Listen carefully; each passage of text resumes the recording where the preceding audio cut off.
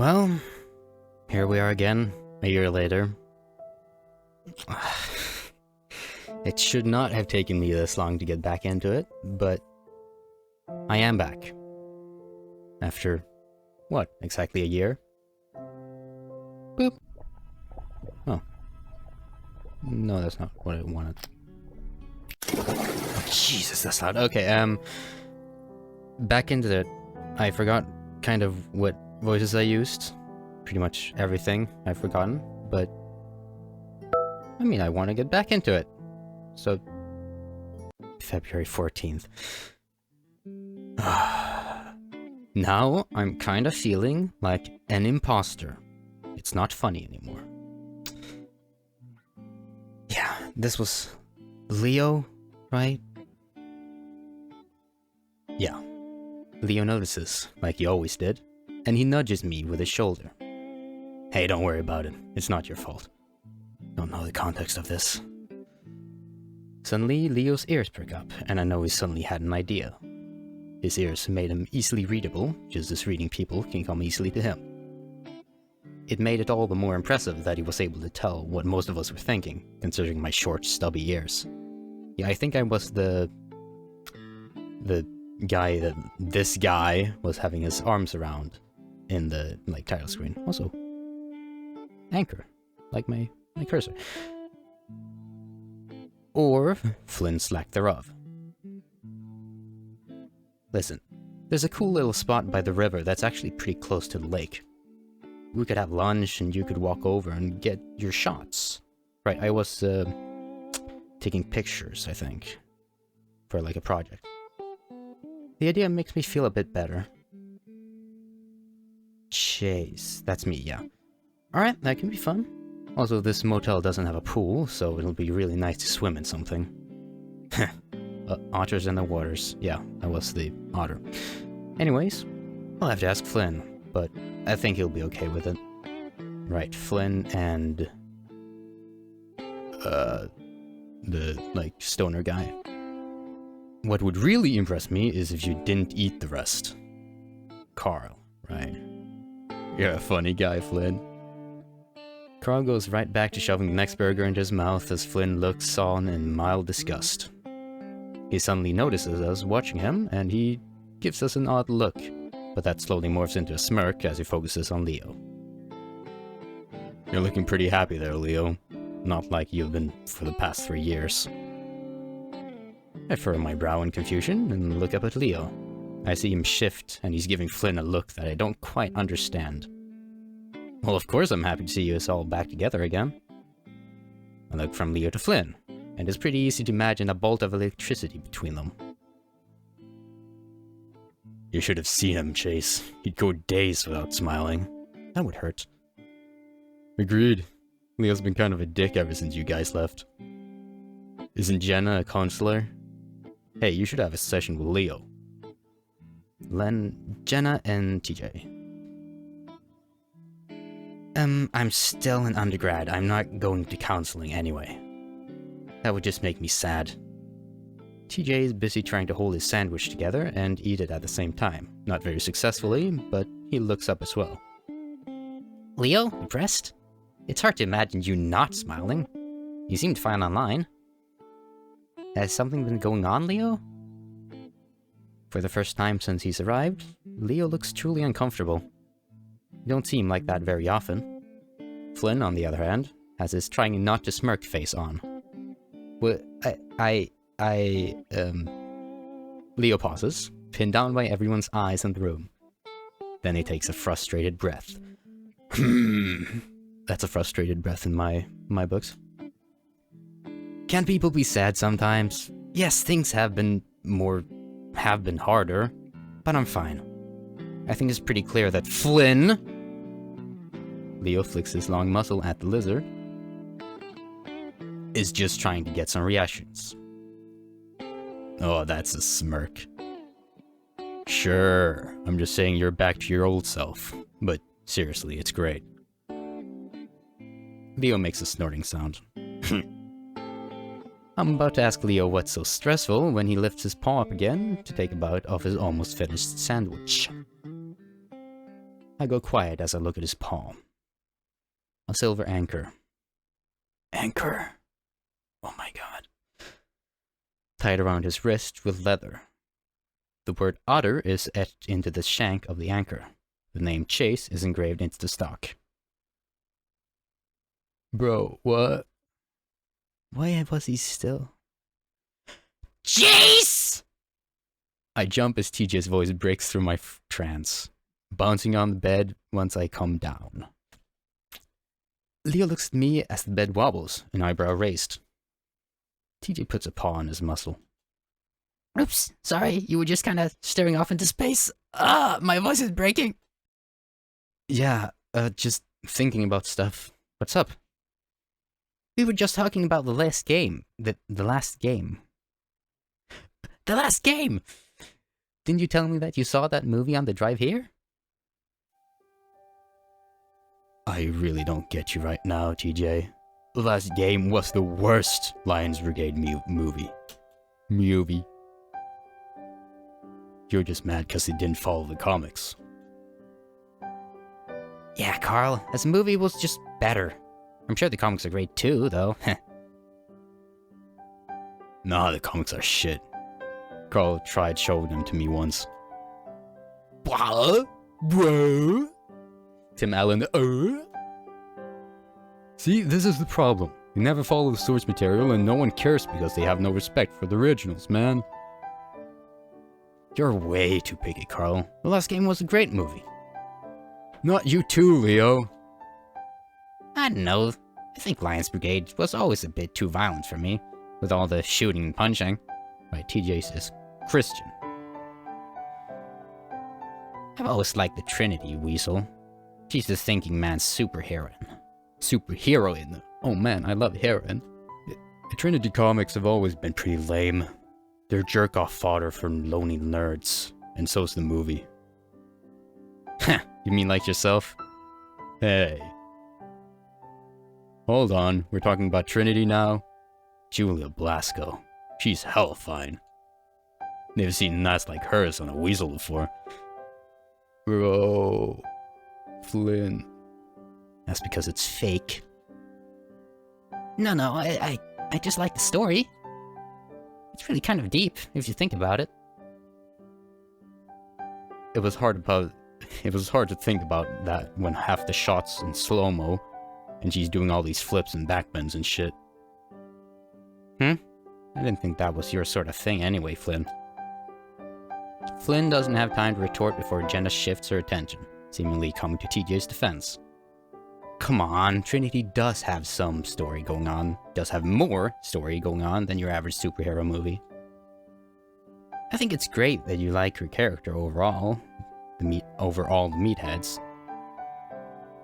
Yeah, they just stuck her in all boob shots and reeled in the dummies. I can't read anymore. My brain is breaking already. Of course, that's easy for someone like you to say. Besides, I see what's going on here. Maybe you should watch the Lucha Lobo, TJ. He's shirtless the whole time. TJ's ears go flat, Tufts pointed at the ground. Scratching his cheek. Oh, I'm so awkward. I'd better stop with all the saucy talk. The only way this could get any more awkward is if you got sprung. We all groan in unison. But TJ shoots right back. And knowing you, that's exactly what you want to happen, isn't it, Flynn? That gets a few surprised chuckles. Now he's looking all sly. Damn, TJ, where'd that come from? It isn't that it's a peculiarly good joke. It's that it came from TJ that makes it so funny. I don't think I've ever heard him talk like that. Even Flynn can't keep from grinning a little bit. And fade. We talk late into the afternoon. At this point, all my worries have disappeared, leaving a happy, warm feeling in its place. It seems silly that I'd been so nervous earlier. In fact, I'm starting to look forward to the rest of the week. Alright. Leo steps forward, indicating that we should all shut up. Now, we all need to remember that Chase is here to do his school project, so that comes first. But, I did make a few other plans for things that we can do in his off time. I'm pretty sure all of us know that we're going to Southwest Adventures tomorrow, so I'll pick these two up. He jerks his head towards Flynn and Carl. Then swing by the motel to get you guys at 9, alright? Sound good? Then I was thinking about doing some stuff in Peyton towards the end of the week, but we'll make those plans later. In between those times, we should find time to hang out as well. Make the most of this. Leo looks about done, but suddenly snaps his fingers, as if remembering something. Oh yeah, Chase, I saw you had a camera. Think you could get a pic of us? It would be nice for all of us to have something that isn't camera phone quality. Oh sure, I was messing with the self-timer earlier. Should be able to get it to work. After a few minutes of me adjusting the tripod, and Leo adjusting everyone at the end of one of the beds, we managed to get into position.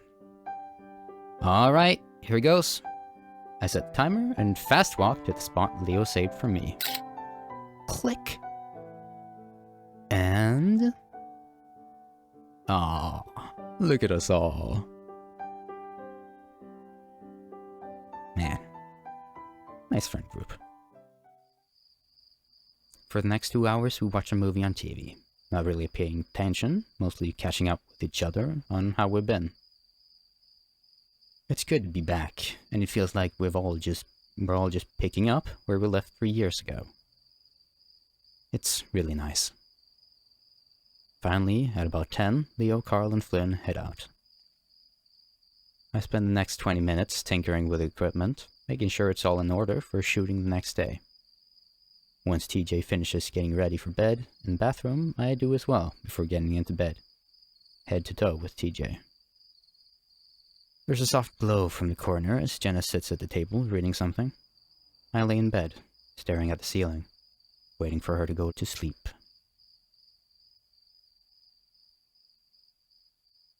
Bleak?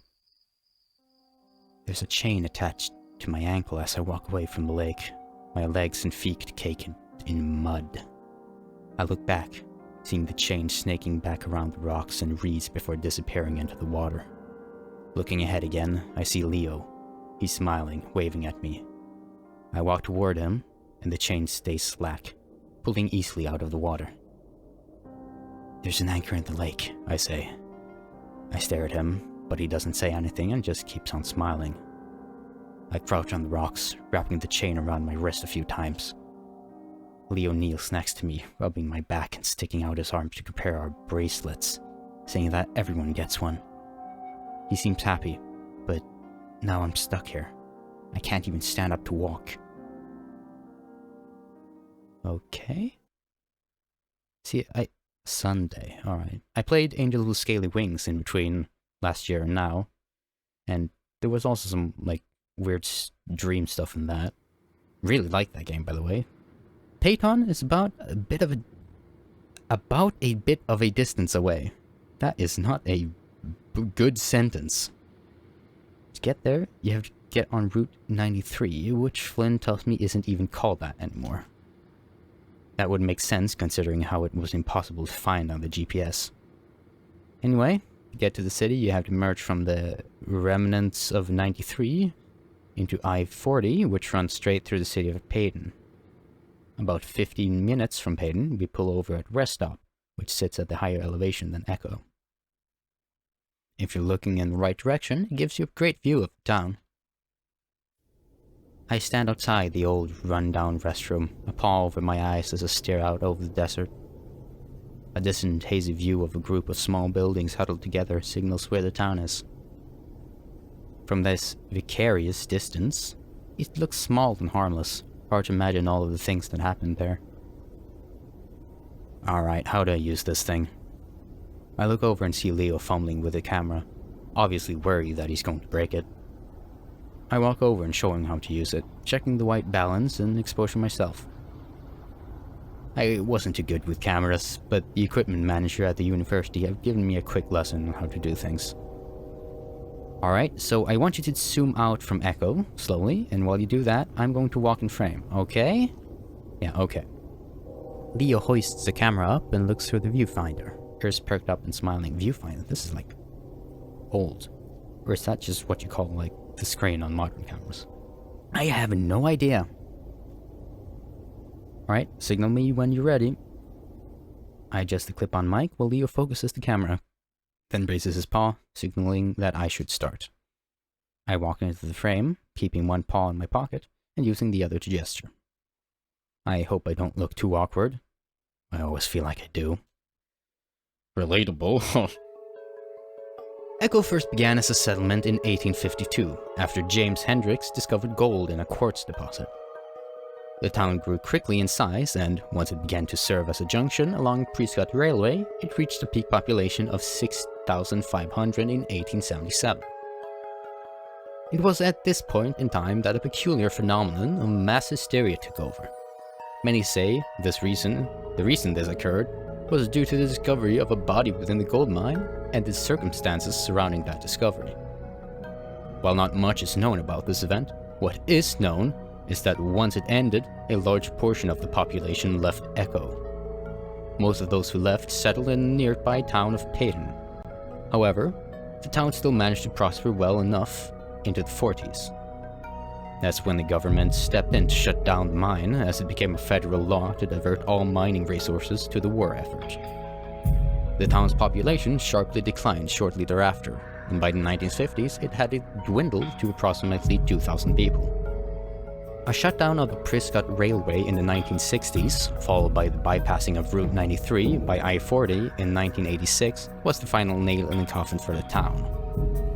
By the 90s, the population had dwindled to just 150 people. My goal, however, is to investigate the first event which led to this town's decline and possible demise. What happened in that mine almost 150 years ago? I come to Echo to try and find out what information, if any, can be gleaned from the events of the past. I wait for a few seconds and look at Leo. Am I good? Yeah, I don't know how to stop this though. Here. I walk over and take the heavy camera off Leo's paws. That was pretty good. You want to be a reporter? Maybe. I'd rather just write than be on camera though. Yo, Chase! Leo and I look up towards the car, greeted by the sight of a bright white ram's ass hanging out back window of Leo's van. I don't really react. I mean, despite being self-conscious about his weight, Carl was pretty shameless about stuff like this. I'd probably seen his naked butt more often than I'd seen Leo's, and that was saying something. Make sure you get a shot of my... Hey! At that moment, Flynn, who was sitting next to Carl in the back, reaches around and yanks the ramp's pants down so that they're hanging around his knees. Even though Carl's pretty quick to pull them back up, I still get a pretty view of his equally big white balls dangling between his legs. Leo snorts and I can see Flynn laughing his ass off while Carl punches him in the shoulder. Unfortunately for TJ, who is sitting in the middle row with Jenna, he was looking back at the time and probably got a much better view than I did. Now he's facing forward, covering his face while Jenna sits next to him, reading a book, looking uninterested. Nearly 21 and he's still doing that, huh? Yeah, it's a little more awkward without you three around though. We head back to the car, and I grab the camera bag from the passenger seat to put the camera away. Hey, did you see my ass? Saw more than that. Your thing's about the horrors of Echo, right? It'll be a perfect fit. Well, if you can even fit on the camera. Stash the camera bag in the footwell before hopping in. What the fuck is this? Suicide roller coaster? Southwest Adventures is an amusement park right in the middle of Payton. It's a decent enough place. It's decent enough that people came not just from Payton, but cities up to 100 miles away to vacation here. Because of this, it's usually crowded, and today is no exception. Families and their kids are everywhere. It's a generally nice day, sunny in the 80s. 80s. I don't know Fahrenheit. And it being on a Sunday added to the crowd. I didn't mind though. The point of this was to hang out with my friends. I don't know about you guys, but I'm starving. Let's get some funnel cakes. Jesus, Carl, we just got here. Hey, I didn't have any breakfast. You had breakfast alright. I'm blunt with the sight of the munchies. It's no problem. You can do that while I plan out what we're doing. Carl ambles off on his way to the funnel cake stand. Backwards. I snagged one of the park maps from the entrance, and I had that to Leo. Alright, so usually when my family comes here, we go clockwise to hit all the rides. That sounds like a plan. It's pretty crowded today, so we probably won't be able to do everything, but in this order, we'll at least be able to ride Event Horizon. You sure? The line is always so long for that ride. TJ's looking up towards a tall, spiraling, electric red steel roller coaster. Yeah, is that the one in the background? Does it look red, but like... anesthesia, or euthanasia roller coaster. I'm... euthanasia. It's definitely the most recognizable landmark in the park. You can see it from almost everywhere in Payton. Yep, fastest and tallest roller coaster in the West. I think it will be worth it. Oh. TJ rubs his arm with one paw, the corner of his muscle twitching a little bit. I had forgotten about that. He used to have a pretty pronounced motor tic where the corner of his mouth would twitch up over and over again. It used to be a constant thing, but it stopped once we entered middle school. Guess it hadn't completely gone away. You right, TJ? We could skip the big rides if you... Oh hell, TJ, you're a fucking adult now. No, it's fine, I'm fine. I just haven't been on a roller coaster in a while. TJ snaps his head towards us. He's all tensed up, and the movement he looks like a rubber band being snapped. I'm riding all the rides with you guys. TJ walks off, his paws shoved deep in his pockets. I feel bad for him, and I want to give him an out somehow, but that's when Carl comes back with his funnel cake. It's topped with ice cream, powdered sugar, and strawberries. Oh god. Oh, I wish I had that. Anyone want to share? Yeah, that looks really good. No? Alright. I guess I'll have to eat the whole thing. Great. Now we gotta wait for Fat Ass to finish eating. Carl pulls his face out of the cake. Even with his white fur, I can see the powdered sugar clinging to his chin. Now I can eat in line. We're going on the Event Horizon first. The wait will be like an hour long at least. The line ends up being 2 hours long, and by the time we get to the actual ride, I'm dying to get into a pool of any kind. To put it bluntly, an otter needs water. Part of the problem of living in Echo meant that we didn't have any kind of indoor pool system in our house, being as cheap as it was. We ended up having to get an outdoor swimming pool, which was a pain. So it's like... the species in this game, they sort of require the stuff that the actual real-life species require. Sort of. So does Flynn need to bask? I don't know. Nervous, Chase? I smirk at him. I've ridden it before, Leo. Though, your tail's kinda down? Sure you're not nervous? Eh? Come on, Leo. Let's ride the front. Oh, I don't know. I watch as Jenna pulls Leo towards the line for the front, which is twice as long as all the others. I opt for the middle, and it just so happens that TJ comes with me. His tufted ears have been poking straight up the entire time, mostly giving an occasional twitch. I lean over to him. You know, there's an exit over there for people who changed their mind. I bet you could slip out without anyone knowing. Looks like it's not all of us are gonna be riding the same train. TJ stares straight ahead, clutching onto the railing. I can see his sharp claws unsheathed, pressing into the metal and chipping away some of the red paint. No, I'm fine. You sure? Yep, perfectly fine. Well, we're in the middle, which is the best place to be, if you don't like roller coasters. Uh-huh, yeah. I really wanted to be able to get TJ to skip the ride, but it seems he's pretty determined to do it, for some reason. Finally, our train comes along and I step in as two laughing and panting hyenas step out. Oh my god, that was the most intense. Holy shit, dude, I know I never get scared on rides and I almost fucking pissed myself. I do a quick check of the seat to make sure there isn't any actual piss before sitting down. I look up and see TJ standing on the edge of the platform, his eyes wide, one foot stuck out to get on. TJ, A bored-looking teenage fox comes by to check my lap bar, and I stick up my paw. Hey, wait, TJ, you getting on? The fox goes from looking bored to mildly annoyed.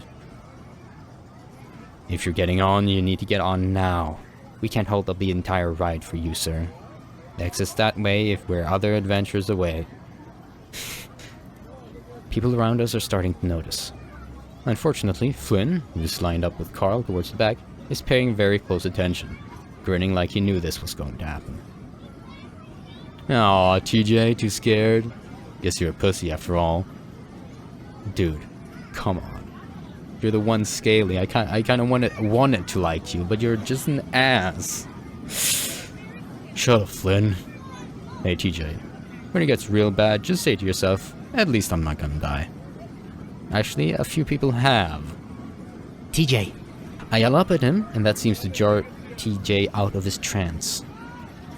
He almost falls into the car as he stumbles into it, fumbling with his shoulder restraints before the fox attendant sighs and leans down to do it for him. I can see the red on the insides of TJ's ears as he blushes, and I feel my own ears burn a little from secondhand embarrassment.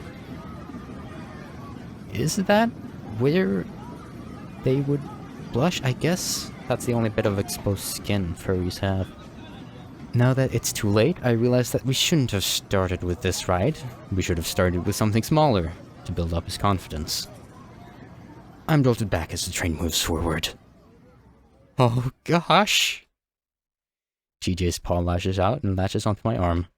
Oh no, why am I doing this? I reach over and try to move his paw from my arm and back onto the handle on his shoulder restraints. TJ, hold onto that. My arm, you're gonna... Chase, quiet!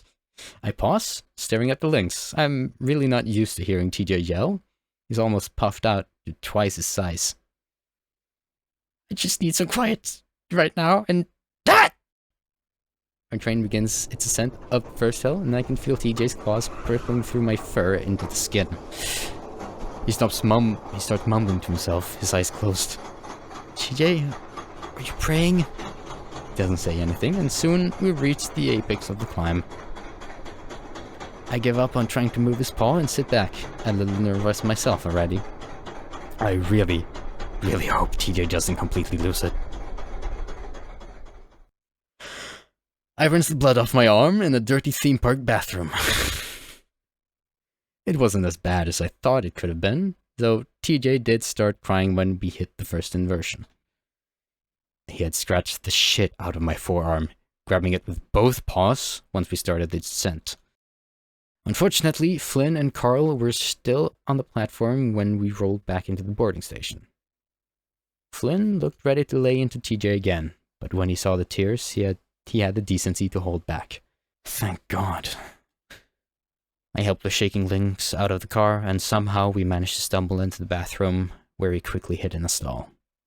I should have forced him out the exit. He'd always had anxiety problems, though I think we all believed it was a childhood thing that he'd gotten over. Clearly not. I don't know if he still takes medication. Hey, TJ? Yeah? We should probably get back. Leo texted me that they're all waiting by the ride. Yeah, I'll be out in a second. The cheerfulness in his voice is forced. I ignore the weird looks I'm getting from the other people in the bathroom and instead inspect my arm. The scratches are pretty superficial, so the bleeding has stopped. No one would notice it under the thick fur, even if it's tender as hell. I hear the stall door open behind me, and through the mirror I see TJ come out. He sees me looking over my arm, and his face crumples up again. Chase, I'm sorry. Is it bad? I really don't want him to start crying again. TJ cried a lot when he was a kid. Almost every day, even at 19. It seems like he's pretty susceptible. It's fine, it's fine. It doesn't even hurt. Well, that's good. We stand there awkwardly for a few seconds. Then I air out my shirt, which was starting to stick to my sweaty body. So I sweat too, even though I have fur. Actually, do otters sweat? Listen, it's honestly getting way too hot for me to wait in lines all day. I think I'd rather just sit down and watch some shows or something. Oh yeah? Yeah, you want to do that with me? TJ's ears come up a little, and he clutches his paws together, the fidgeting subsiding a bit. Yeah, Chase, I think that'll be fun. I can tell he's at least a little relieved. We both head out back towards the ride, and I spot the four of them waiting by the exit. I furrow my brow as I spot Carl crouched on the ground, Jenna kneeling next to him and rubbing his back. Hey, everything alright? Jenna looks up, a sympathetic smile on her face. Carl's not feeling too good. You wanna sit on the bench or something?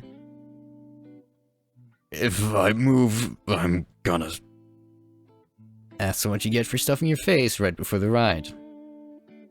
You think they sell ginger pills here? Or ginger ale, at least? Ugh, a joint would be nice. There are some vendors over there. I'll go check. I'm actually kinda glad everyone's preoccupied with Carl right now. Take some of that heat off TJ. Let's move you to a bench. It'll be better if you're sitting down.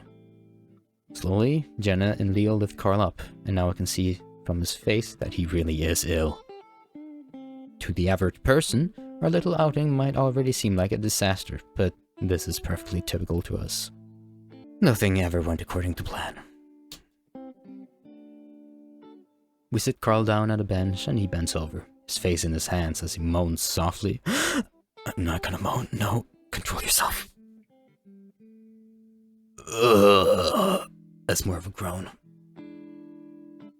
TJ comes back with a medium-sized cup in his paws. He sits next to Carl. No ginger ale, but he did have some lime soda. Carl takes it and sips a bit of it before sitting back and belching. Ugh, fuck. I'm done, guys. What? What are you gonna do all day? Sit here? Actually, me and Chase are going to see some shows. You can come with us? Ugh.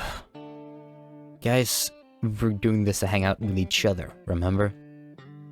Oh, leave him. We're wasting time. Flynn turns and walks off, his hands shoved in his pockets, hunched like a stone gargoyle. He definitely looked the part, being a lizard. Damn, that was probably a bit speciesist. Well, we all have our phones. Text us, alright? Sure. Jen turns and follows Flynn, but Leo hesitates a moment. He looks at me, before eventually turning to follow Flynn and Jenna. 5 minutes later, Carl's stomach settles to the point where he's able to get up and walk. At this point, I'm completely wiped out, and I just want to sit down. I point out the first stage we see, and they agree. I sigh gratefully when I sit down. You look tired as shit. I crack an eye open and see Carl giving me a sidelong glance. I don't sleep very well in motel beds. I actually woke up around 2? You were gone. Now TJ's looking at me too. I feel my gut clench for a second. Yeah, I tried to go for a walk down the street. Hoped it would get me tired. Well, if that happens again, you can just walk over to my house. I'm up until like 3 every night. Wow, why? Carl shrugs, leaning back and sticking his hooves. Now they say hooves! Oh, okay, so his feet are hooves, but his hands are hands. Jesus. His hooves up against the chair in front of him, earning him a dirty glance from its occupier. Games mostly. Sometimes I read. Carl rubs his chin, opening his muscle, closing it, then opening it again. You know, it would be pretty cool if you spent the night one of those days. Those can be creepy as hell when you're the only one in it. You're alone? Yeah, parents are vacationing in the regal paradise having a bloody good time, they tell me. Carl tries to put on an accent, but doesn't do a very good job of it. Okay, good, I don't have to try. Oh, did you want to go with them? Carl blows a raspberry, laughing. Heh, not really. Mom told me right away that weed isn't legal there either, so I took that as them not wanting me to come along. Oh. They did say that the chocolate there is real, whatever that means, and that they'd bring me some. So, Switzerland. Guess I'm not enough of a fat ass yet. Come on, Carl. But, dude, I'm getting there. Soon all I'll have to do is stand in front of a mirror, block out my face, and jerk it to my oh my god. I'm losing it. I make a dumb snoring, croaking sound, and I can feel TJ looking at the two of us disapprovingly. Yeah, me too, TJ. That's just not the hardest thing to do when you're high. Wait, so you've actually done it? Carl shrugs, smirking at me. We reach out and grab his chest. From what I can tell, there's a pretty firm set of pecs under there. Carl puts a mock horrified look on his face. Sexual assault! He touched my breast! Oh, whatever, Carl. They're harder than mine. So now we're teenage girls in the locker room comparing racks. Hey, you're the one who brought up tits. You know what? I can see it, yeah. You're the hot preppy one everyone likes. I'm the big fat chick that you're all nice to, but call Big Thunder Mountain behind her back. And TJ? TJ hadn't been paying attention, distracted with watching some dancers come on stage. He looks innocently at us. Carl? Don't say anything weird. Huh? You're the cute, naive Christian chick that only takes it up the butt, so as to stay a virgin. What? Let me feel your boobies. I want to compare. What in the world are you talking? No! I'm just gonna finish this scene and then I'm ending it. Small, but perky. After a few seconds of tussling and Carl getting smacked in the nose by TJ, somebody shushes us from behind and we're forced into silence. The show starts off with a bunch of mice having a weird sort of hoedown. Hoedown? Hoedown. TJ's really into it and actually starts clapping along. I smile. TJ could definitely be cute, kinda cute sometimes. Carl just rubs his nose and leans back, watching with a smirk, as if this whole thing is a joke to him. At this point, my eyelids were feeling really heavy. At most, I'd gotten maybe 4 hours of sleep last night. I think about leaning my head back, but the backs of the seats are pretty low, and I just end up with my head hanging over the back. Leaning forward would just be impossible. If I could lean on one of my friends, I don't think they'd mind. Oh, first, a dialogue option in half an hour. No, definitely not, Carl. Lean on TJ. Oh, he smiles. TJ might be smaller, but he's definitely an easy guy to convince, especially if he thinks he's helping someone out. TJ, can I lean on you for a bit? What? Why? He looks a little uncomfortable. I'm so tired, man. Alright. I lay my head on the crook of his neck, and I feel him tense up a little. But after a while, he relaxes. There's some heat coming off of his neck, and I'm pretty sure he's blushing. It's not too bad, though. He may be slender, but his fur is pretty damn soft. Can imagine. The sounds of the clapping and fiddles start to drift away as the lack of sleep takes its toll.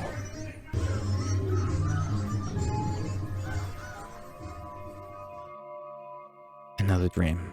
I'm gonna end it off here. So, yeah. Thanks for watching. See you in hopefully less than a full fucking year for part 3. Yeah. Like, subscribe, bye.